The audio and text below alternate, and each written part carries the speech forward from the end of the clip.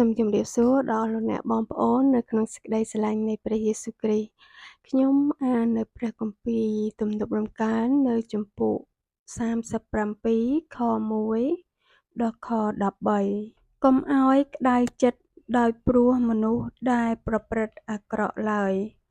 ក៏កុំឲ្យច្រណែននឹងពួកអ្នកដែលធ្វើការទុច្ចរិតដែរត្បិតនៅបន្តិចទៀតគេនឹងត្រូវច្រូតកាត់ដូចជាស្មៅហើយនឹងក្រៀមស្វិតទៅដូចជាស្មៅខ្ចីដែរចូលទុកចិត្តនឹងព្រះយេហូវ៉ា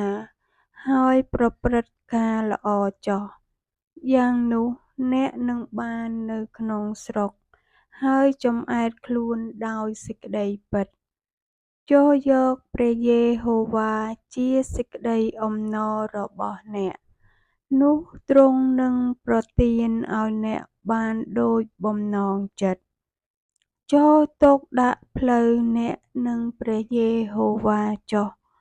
ថែមទាំងទុកចិត្តដល់ទ្រង់ផងនោះទ្រង់នឹងប្រោសឲ្យបានសម្រេចទ្រង់នឹងឲ្យសេចក្តីសុចរិតរបស់អ្នកបានផ្សាយចេញដូចជាពន្លឺហើយសេចក្តីយុត្តិធម៌របស់អ្នកដូចជាវេលាថ្ងៃត្រង់ផងចូលស្ងៀមនៅចំពោះព្រះយេហូវ៉ាហើយរង់ចាំទ្រង់ចុះកុំឲ្យក្តៅចិត្តដោយព្រោះអ្នកដែលចម្រើនក្នុងផ្លូវគេឬមនុស្សដែលបង្កើតការអាក្រក់សម្រេចបាននោះឡើយចូលឈប់ពីសេចក្តីកំហឹងហើយបោះបង់សេចក្តីឃោរឃៅចោលចេញកុំឲ្យក្តៅចិត្តឡើយត្បិតនោះនឹងនាំឲ្យប្រព្រឹត្តអាក្រក់វិញពីព្រោះពួកអ្នកដែលធ្វើអាក្រក់នឹងត្រូវកាត់ចេញតែអស់អ្នកដែលរង់ចាំព្រះយេហូវ៉ានោះនឹងបានផែនដីជាមរតក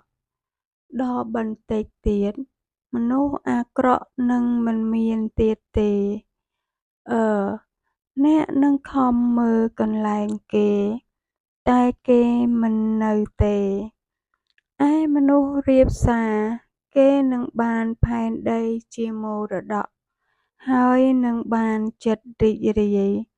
ដោយសេចក្តីក្សេមក្សាន្តដ៏បរិបូរណ៍ចំណែកមនុស្សអាក្រក់គេគិតគូរការទាស់នឹងមនុស្សសុចរិតក៏សម្ញែងធ្មេញដាក់អ្នកនោះតែព្រះអង្គម្ចាស់ទ្រង់នឹងសោចនឹងគេ